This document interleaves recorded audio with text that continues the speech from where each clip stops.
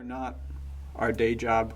We're not any one specific aspect of who we are. We're a combination of so many things that make us into the man that we are. So it's interesting to see how these things get tied to ourselves and our identities and our personalities and the sentimentality keeping these things locked in place.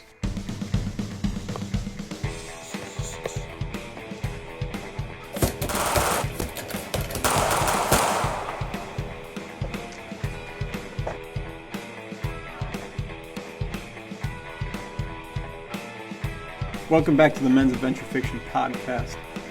I'm Nathanael Hummel, and we're so happy to have you guys back again. And this week we're going to be talking about the greatly anticipated remaining 2 spots in our top 5 favorite books list. I just got to say that this has been so much fun talking with you, Luke.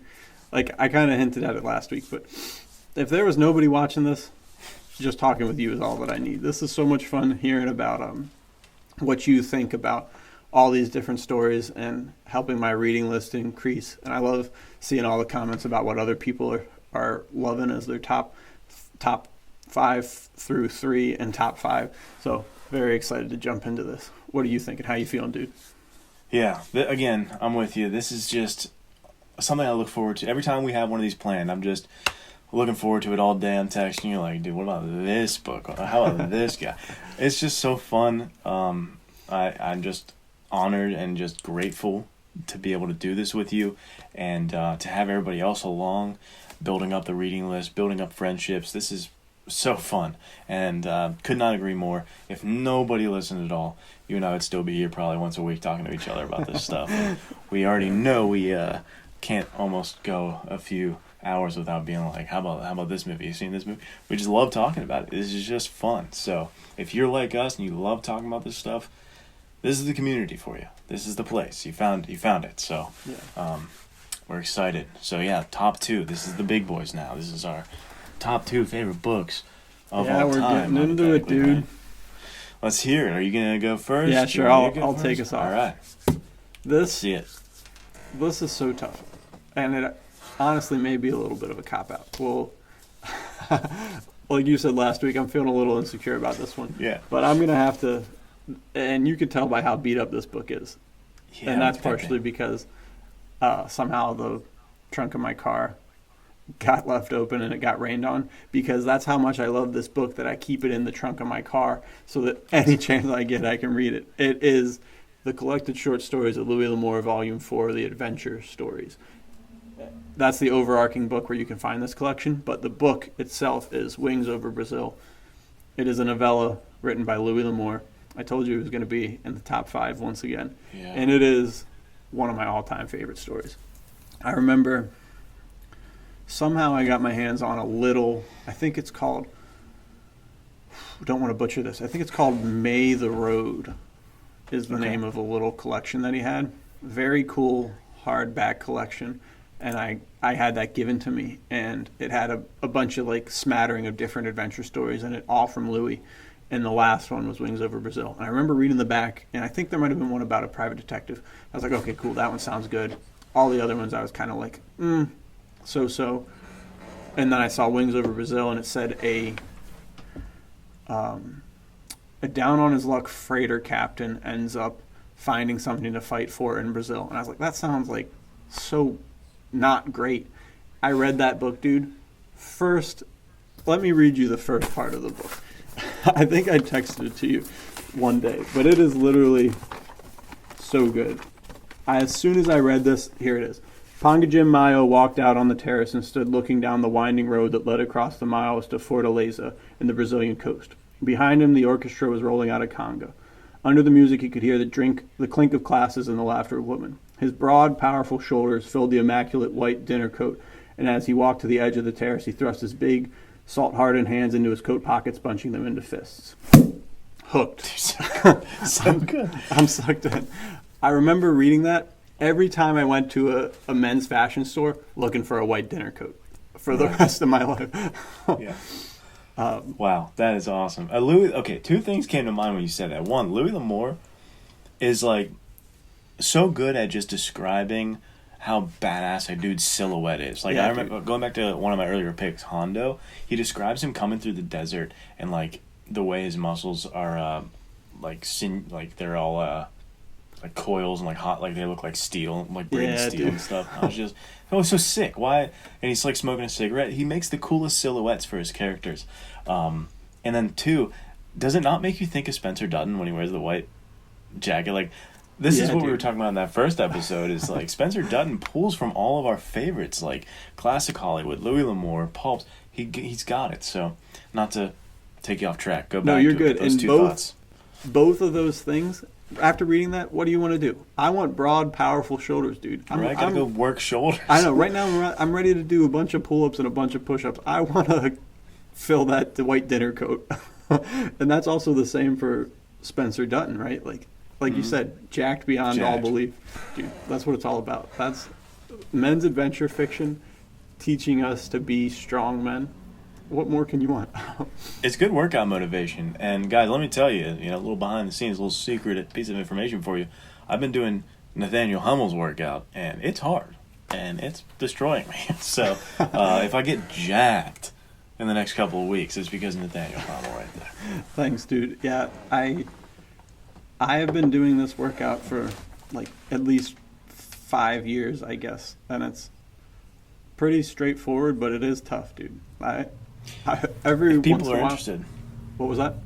I was gonna say, if people are interested, we should. You can maybe reveal it on one of these episodes. We'll talk Yeah, about it. maybe, or maybe it'll Comment go below up if on you're the interested. on Narrative Campus, Narrative Compass. Yeah, we could do that. Yeah, dude. Who knows? We'll see. Yeah. So back to Ponga Jim. This Wings Over Brazil is actually the last of the Ponga Jim short stories, and they are all collected here in Volume 4. So definitely buy that. I think you got a paperback version, right? Yeah, Yeah. I did. Sweet. on your recommendation. Thank you. Yeah, dude. And the other thing, Ponga Jim wears a shoulder holster. Mm-hmm. So I got that thing on me. Piece of gear. Sick. Love a shoulder holster. And that story is just so good. There's actually, Ponga Jim is partially, I think I told you this, in the end of this book, Beau L'Amour, Louis' son, said that they went to see Raiders of the Lost Ark in theaters together. And in the middle of the movie, after the scene in the snake pit and the scene where Indy fights the boxer under the plane, he leans over to Beau and he says, I think I wrote parts of this movie. And sure enough, both of those scenes, I think Ponga Jim's stories were written somewhere in like between the 30s and the 50s, and Indiana Jones didn't come out until the 80s, I think. So I literally, you read them and it's just like watching an Indiana Jones movie at some parts. So good. But Wings Over Brazil, usually Ponga Jim's in Indonesia. He comes over to like the Africa area, but then he makes it all the way over to Brazil. And Brazil is a hotbed for Nazi sympathizers. So all of a sudden, Jim, who is a tramp freighter, just moving goods from place to place, always looking for work, all of a sudden he's caught up in this massive plot to keep the Nazis from getting a stronghold in South America, like not very far from the United States. Crazy. All thanks to Ponga Jim, the Nazis don't take over America. And that's a historical fact. I'm just kidding. Just like how Rocky ended the Cold War. This is Exactly. Look history. at that. Real things that are happening here. So, yeah, Ponga Jim's awesome. South of Suez is another novella about him. Also a phenomenal read. All of them are really good. I can't recommend him enough. He's so cool. He's up there in my top favorite characters of all time because he's got everything you want. He's just a tough, two-fisted man who's ready to do some business, dude. So, yeah, I love him. Fantastic. Yeah, I picked up those short stories on your recommendation, so I started to read Ponga Jim based on your recommendation, and I agree with you that he is he's quite the character. He's almost more vibrant and more, I don't know, charismatic, if that's the right word, than a lot of Louis' characters. Not that Louis' characters are bad, but so many of them are that, think Clint Eastwood type, like very quiet, stoic, like gruff dudes. I mean, Ponga Jim is that, but he is a comprehensive man who can be kind of humorous at times and lighthearted, and he's flirtatious. it's a fun read because of that. I think it's a different flavor of Louis L'Amour than I've been used to with reading a lot of the westerns. I didn't know he had adventure stories until you said that, and I was just, wait a second, hold on. Did you just tell me that Louis L'Amour has like an Indiana Jones? And it was. You didn't disappoint. It basically is reading an Indiana Jones novel. I know. That's what Indiana Jones is based on all these pulp heroes of old. And I remember after I watched those, I was like, I want more like this. And it's taken, and that's why, secret reason for the Men's Adventure Fiction podcast. I need more suggestion for Indiana Jones-like characters. So please tell me who they are. I've been searching for those since I knew what Indiana Jones was. And Ponga Jim is probably, he fits the bill closest, I'd say. So yeah, that's anything else you want to add? No, I think I haven't read that one, so I can't touch on that exact story. But I've been reading what is South of the Suez is the one I finished, and then the first one in the it's like Part 2 collection. East of Gorontolo or something like that. Yeah, something like that, where he's a stowaway. Again, very like an Indiana Jones deleted scene where he's the stowaway. It's almost like what could have happened when he was the stowaway. Both really fun, really good action stories. Yeah, they're great. Which now I need to hear. What's number 2 for you, dude? I'm excited. All right, number 2, going back to the Please Don't Kick Me Out of the Men's Adventure Fiction Club. Depending on some people's definition, this might not constitute as men's adventure fiction.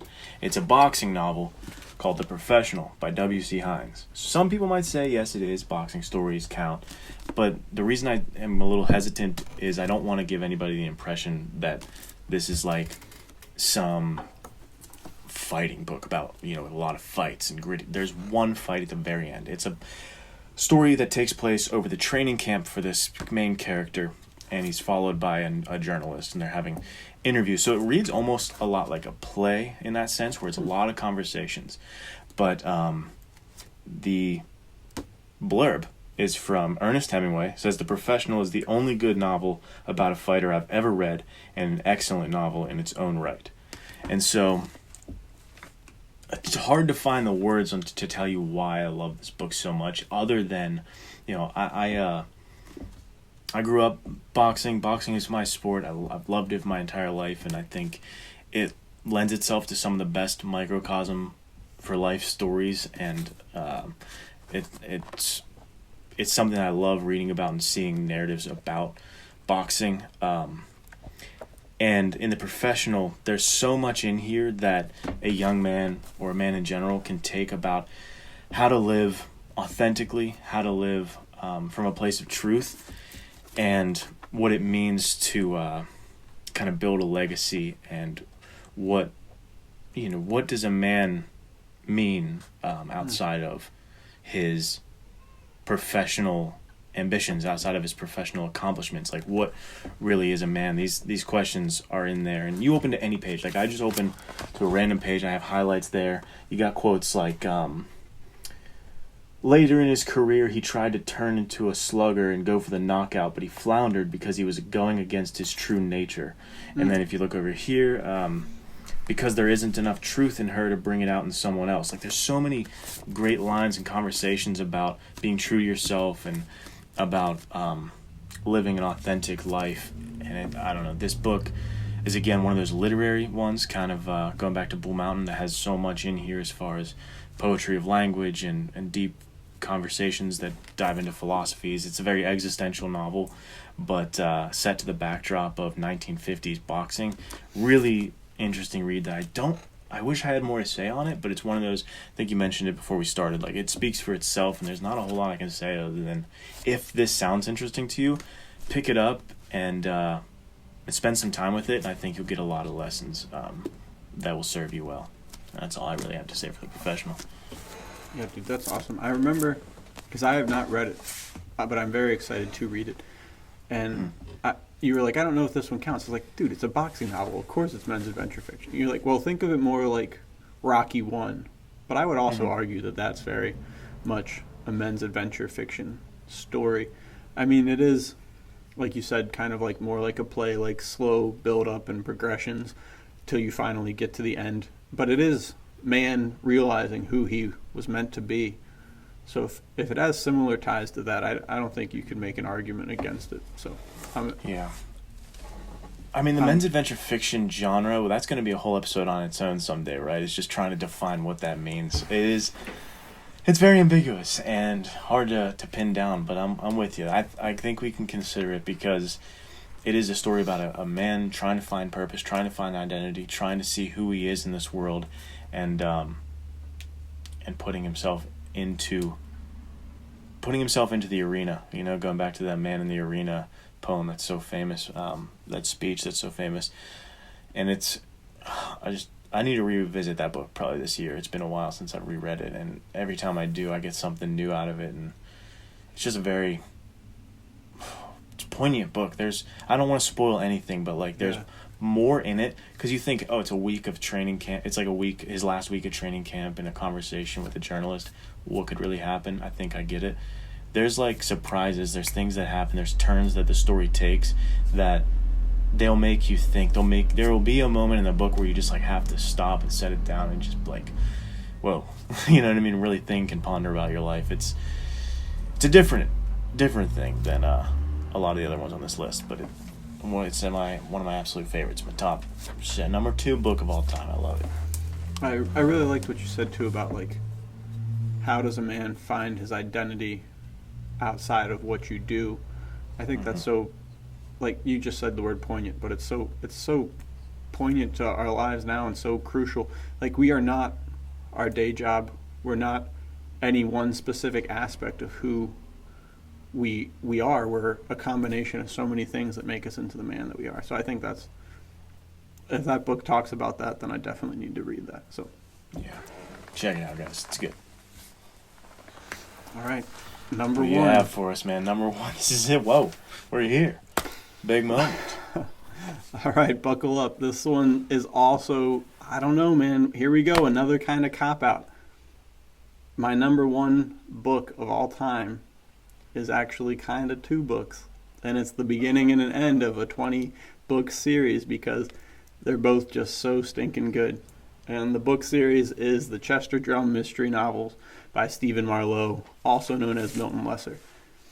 Okay. I've talked about him a bunch. I'll talk about a bunch more. Coolest character in the history of men's adventure fiction, in my opinion. I know I'm hyping this dude up. You may read the books. You may not think he's great. I think he's awesome. Super cool character. The first book is called The Second Longest Night, which I don't know if they even reference what the first longest night is, but they don't tell you that. phenomenal book. So I love the crime detective mystery genre. Very cool. But I feel like it can fall flat and get a little stale because you got a detective who's only in Los Angeles. He's only in New York City. He's only in Chicago. He never goes anywhere. So you can only work with so many stories when you have that going on. Not Chester Drum. The first story takes place in the early 1950s. And Chester Drum is a pretty successful private investigator. He was an FBI agent for about a year, so he's got a good background in already being a badass. And then he decides that he doesn't want anyone telling him what to do, so he goes out and throws up his own shingle and starts his own business. And one of his first really big cases is a senator comes to him and he asks him to investigate the suicide of his daughter, Deirdre. Turns out Deirdre is also Chester Drum's ex-wife. What? So the senator and him have a little back and forth because they know each other, because that's his former father-in-law. Yeah. Turns out that Deirdre was a suspected commie. This is the 1950s. Being a communist is a huge deal. So they find out that she was a card-holding member of the Communist Party. That's when she kills herself. Or does she kill herself? Mm-hmm. I don't know. That's why you got to read the book. So the book goes on. He ends up... Coolest thing about Chester Drum, and they set the precedent for it, for something that's completely unprecedented, that never happened before, and the series continues to deliver. The way that it goes, it's slightly formulaic, but you know it's coming, but it always is done in such a phenomenal job. The first maybe like quarter to half of the story is the whole inciting incident. He gets a case. In this scenario, it's his ex-wife, and the murder or suicide, Who knows? I guess we're going to have to find out. And then he ends up interacting with somebody who is an international of some kind. In this one, it is the Venezuelan diplomat. And then all of a sudden, he decides that the key to the case, he has to travel out of the country. So in this one, he follows the diplomat back to his home in Venezuela because of another thing that happens. And things just go crazy from there. Absolutely phenomenal story. So good. Can't recommend it enough. And then the next one, the last one, like I said, you could pick out any of these books and it would be up there for me because they're just so good. The last one is called Drumbeat Marianne. And Marianne's a recurring character throughout the whole series, kind of like an on again, off again love interest. And that book, once again, Chet's going up against the commies, dude.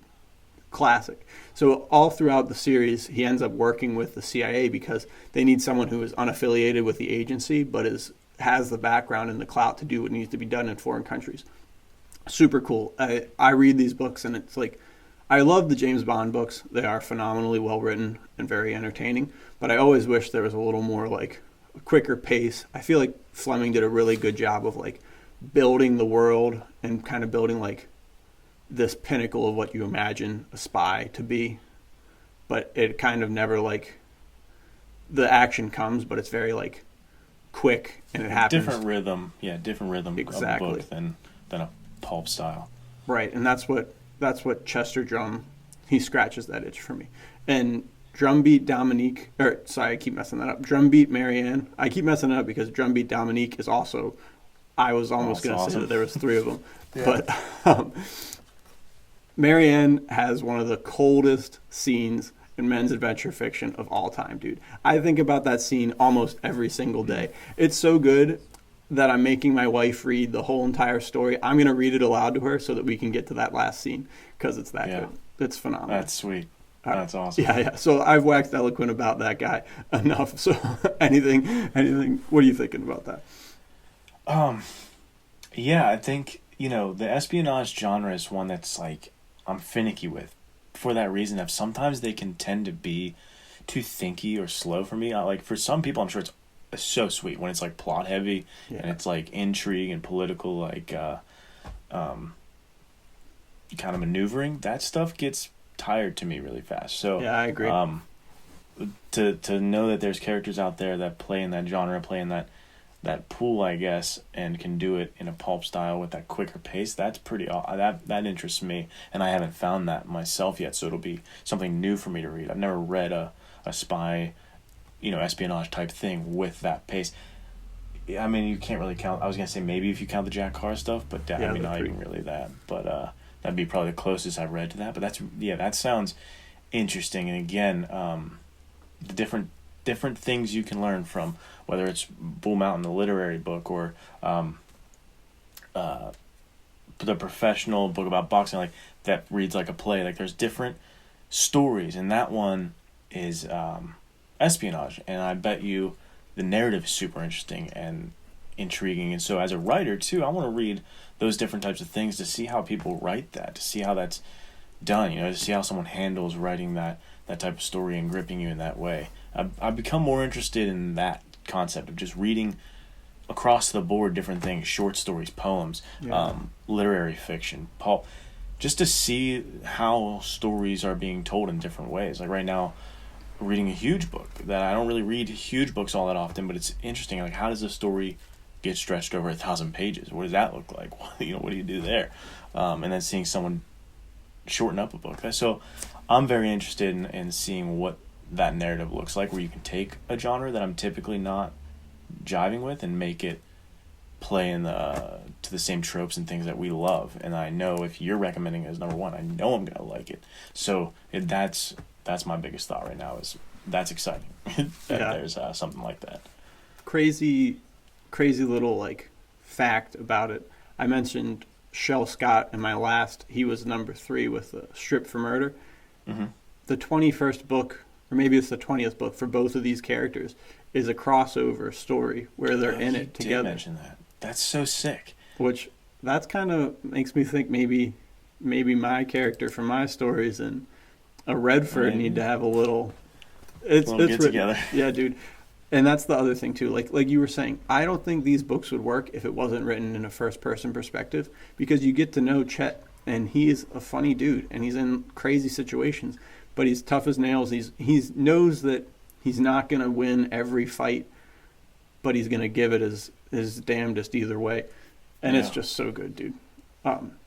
And he also wears a shoulder holster with a 357 Magnum in it. So he passes the test of being badass. That's for sure. He passes the test if he can make it on my list. Apparently, shoulder holsters are the are the thing for me. Dude, yeah, I don't know. And that's what's so interesting is think about this. You're so passionate about this story, and it's so, it's got such a rich history. There were 20 books, is that what you said? Yeah, dude. But like, I bet you if I went and polled 100 people, they wouldn't know what you're talking. They wouldn't know that story at all. That's crazy. That's why I want this to have a revival. Is like, think about how many stories. Someone who watches this is going to comment and tell us like, "Have you seen this?" No, I never heard of that. Now it's my new favorite.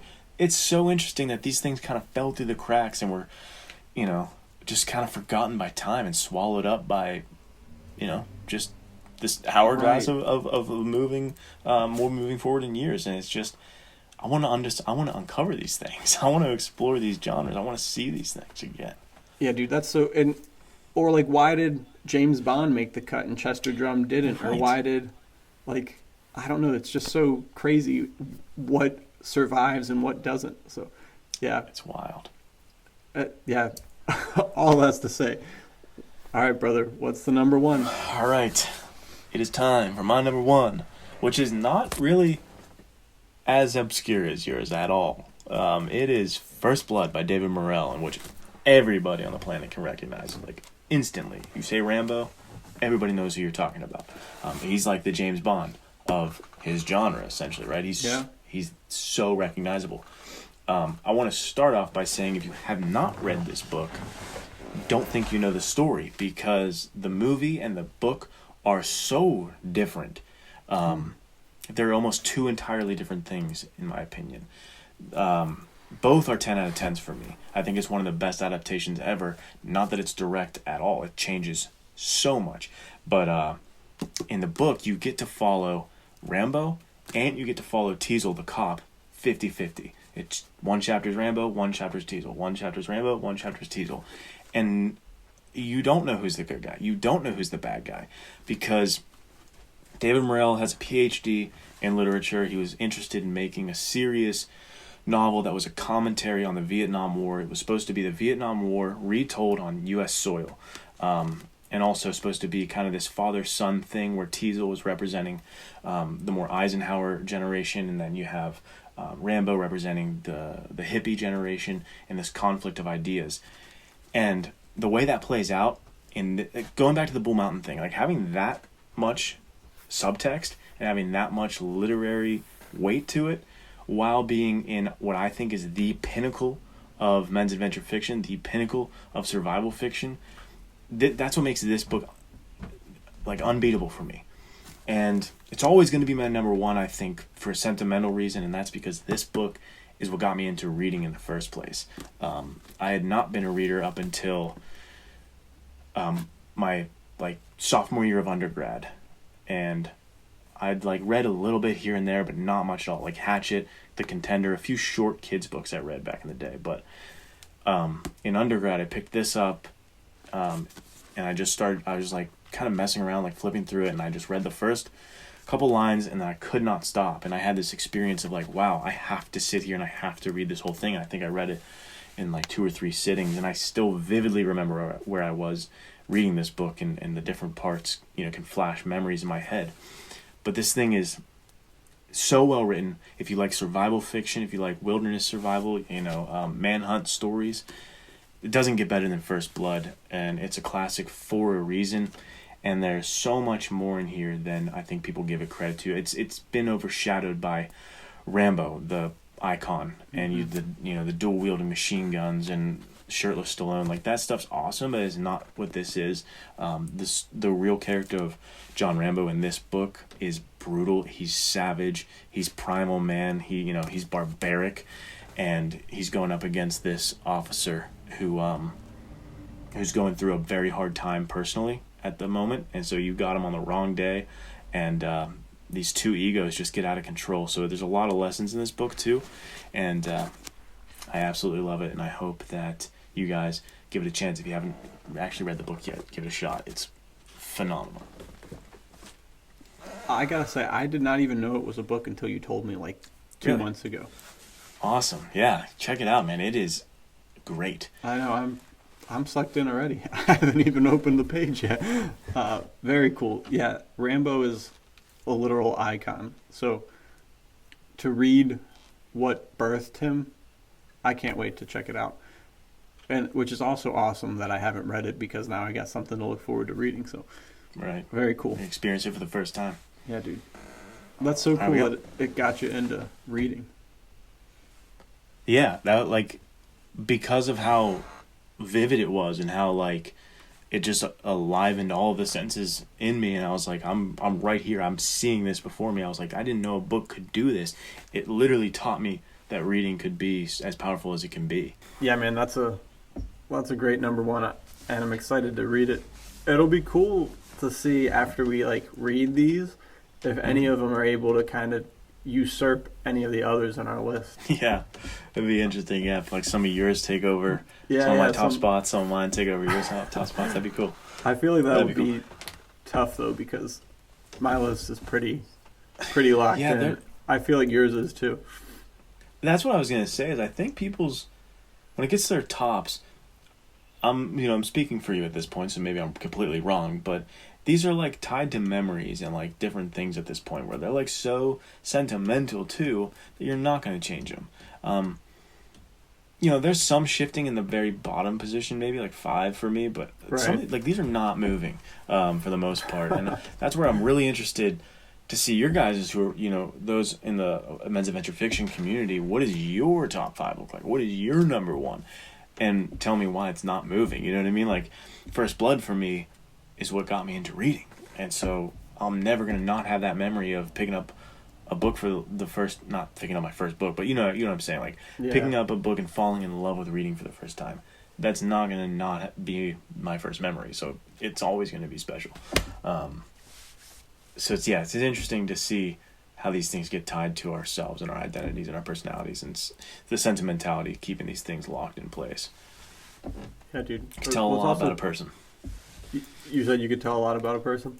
By their top 5. Yeah, 100%. And it also is like, we're all individuals, right? And we all have different tastes. And I mean, like I already talked about, I guess shoulder holsters is the clincher for me, because my top 2 are both shoulder holster wearing, gun toting, hard men. So I don't know. I digress. Mine's boxers. Yeah, I'm excited to hear what everyone else has got. Absolutely. So make sure you comment below. Let us know what you guys think, because we need book recommendations always. We love this genre. Need more to read. Need more to talk about. Good stuff. So we did it, guys. That was the top 5. Now we're gonna jump into the gear, right? It's gear time? Gear time. All right. My piece of gear is a lighter of some kind. Beautiful. Super important for multiple reasons. First thought is obviously going to be a pipe for everyone, because I know pipe tobacco is on their mind, like it is for me. In all seriousness, it will be a pipe. Is the reason why you should carry a lighter. Actually, it would probably be for like fire when you need it in a survival situation. I literally use this so much more than I would think. I was actually really kind of going back and forth here between a flashlight or a lighter, and I went with a lighter because a flashlight usually, I mean, maybe you got a crazy flashlight that gets way too hot and it could start a fire, but I would not want to rely on that in a bad situation. I can always find some sort of wood and use that to have a torch with my lighter. Right. So I think a lighter's got to be up there. You need fire. Lighter's versatile, practical. Yeah, dude. Perfect. Good piece of gear. And I'm going to have something. We did not plan again. We didn't plan this. Just like the first time we ever did this on live, on Instagram Live, and did the boots together. Didn't plan this, but mine is the pipes. Gotta bring. Let's go, dude. Gotta have a pipe.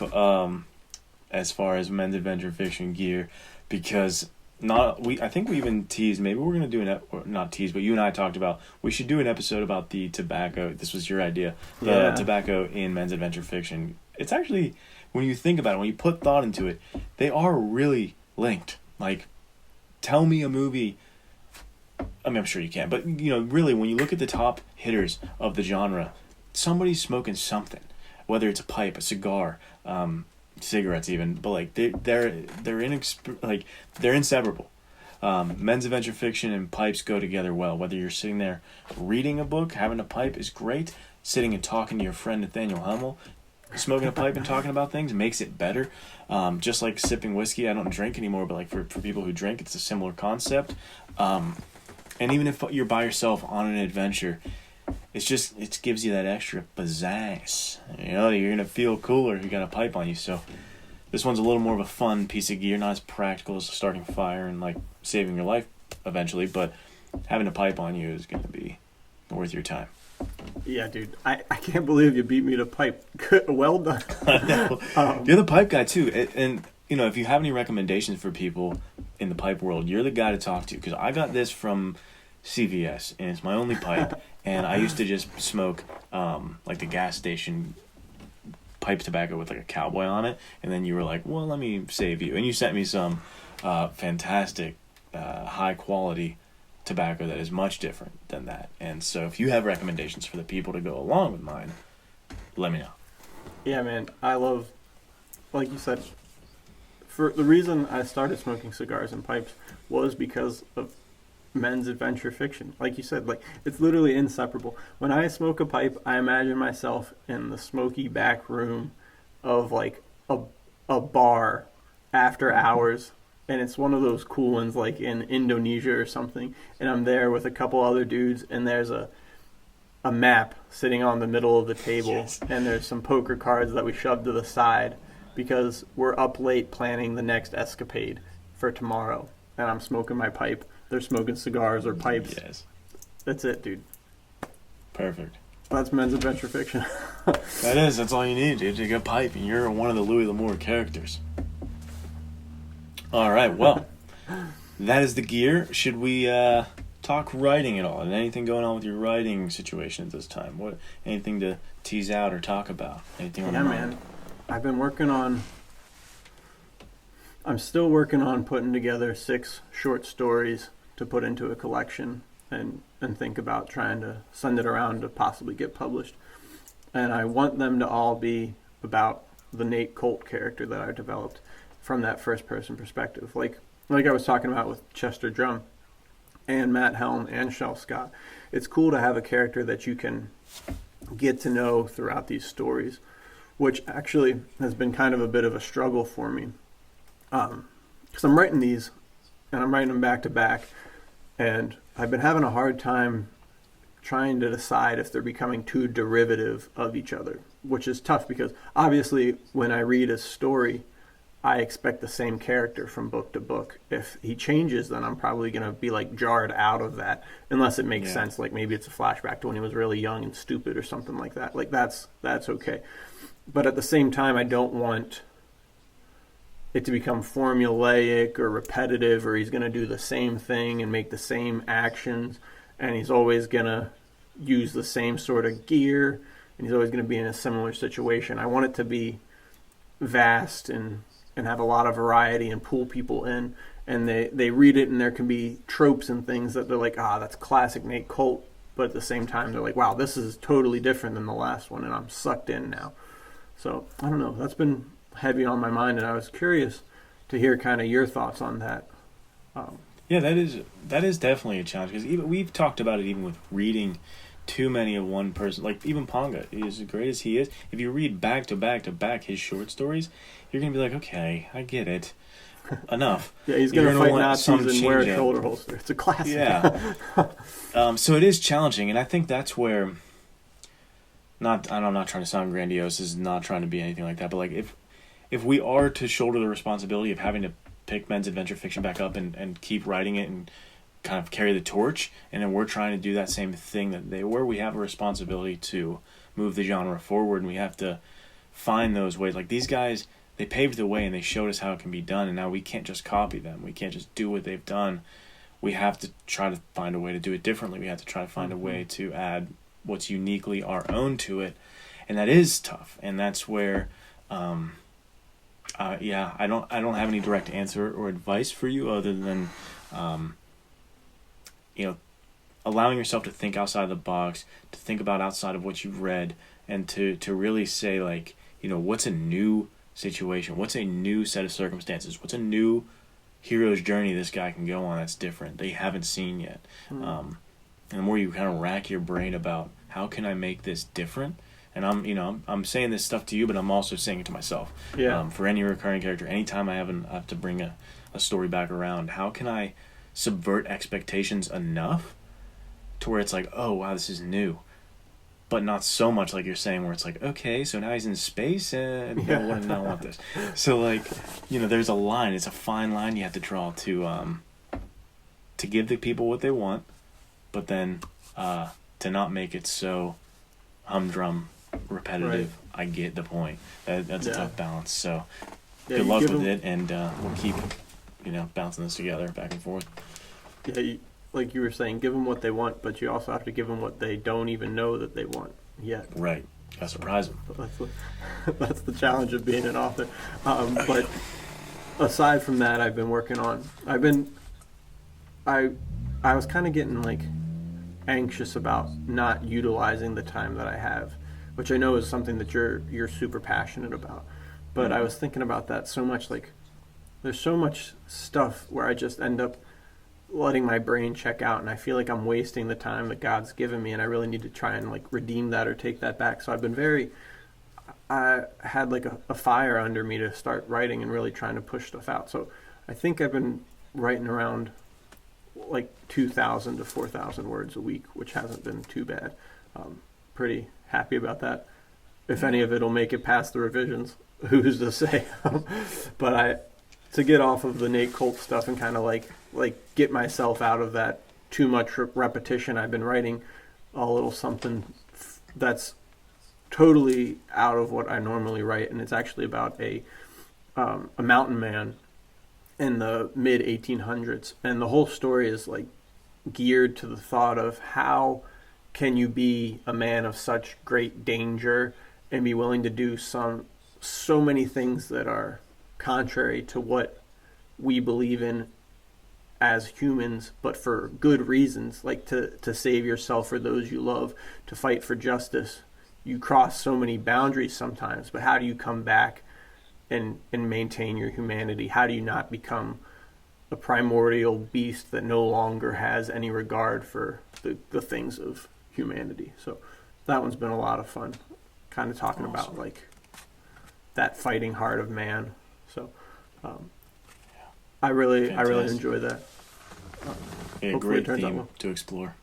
Yeah, man. Great. What about you? How's stuff looking for you? I think like you said, always trying to use my time, and that's advice I'd give to anybody. And if you're watching this and you're a fan of men's adventure fiction, you've had that idea in the back of your head, I want to write, I have this story idea. You have to stop. Don't waste any more time. Start to do that, because it's such wisdom that it goes all the way back to the Bible. That whole, it comes like a thief in the night. Like the day that is your last day, it's that day, buddy. Here it is. You don't know when that is. And so I always tell people, like, you don't want to let your story get trapped in your grave. If you're a fan of this and you want to be a part of this, do it. And we have this tendency to, have analysis by paralysis analysis, that whole thing. Like we overthink in this generation, because we're expecting to kind of like have all the answers, and we're not going to move forward until I've figured out all the answers or how this is going to happen. But we can't view the world with hindsight. That comes from experience, and experience means scraping your knees, falling, failing. We're talking about adventure here, right? Did Ponga Jim or Indiana Jones, does anybody go on an adventure and they're just, I know every twist and turn, I figured it out instantly? No, they got destroyed, they got beat down, they kept getting back up. So like, you got to embrace the adventure as much as we do on the page, but in your own life. And so for me, it's the same thing. I'm trying to like get focused, use my time and not overthink things and just try to move forward. And so for me, that's meant, making sure I get these two parallel Noah Redford stories written, as well as the Hounds prequel. But then in doing these two parallel writing situations, I've had this, you were really open, and I appreciate that, about the vulnerability of talking about what struggles. As a writer, I'm struggling with the two careers that are kind of happening in my head, where it's on one side, I want to be the men's adventure fiction upstanding hero Noah Redford kind of guy who you hand this book to a boy and they're getting valuable lessons. You can feel good about them reading this and they become a better person for it. And then I'm writing stuff like Hounds, where I'm writing very vicious things from very vicious people, and it's like, I question sometimes, like, am I putting something that's wrong or vulgar out in the world? Am I doing something that's a disservice to a young man? And so I think I've been struggling with kind of, I don't know, legacy is too heavy of a word, but like, what am I putting on the page? What am I putting out there for people to read? What messages am I leaving people with? So I've been trying to focus on how to answer that question for myself of like, with this time, how am I going to use it to say what I want to say and not be misrepresented or misunderstood? Because I think Frozen Wrath, there's a video on my YouTube channel that you can see. I think I misfired a little bit, and I had a little bit of regret when it comes to how I wrote Frozen Wrath and what I chose to focus on. So that's kind of where I've been. But like you, actually, before I say that, is there anything that you wanted to add to that? Anything that you want to clarify or anything? I mean, we've talked about that a little bit before, but it's like Westerns. There's so much violence that happens in those.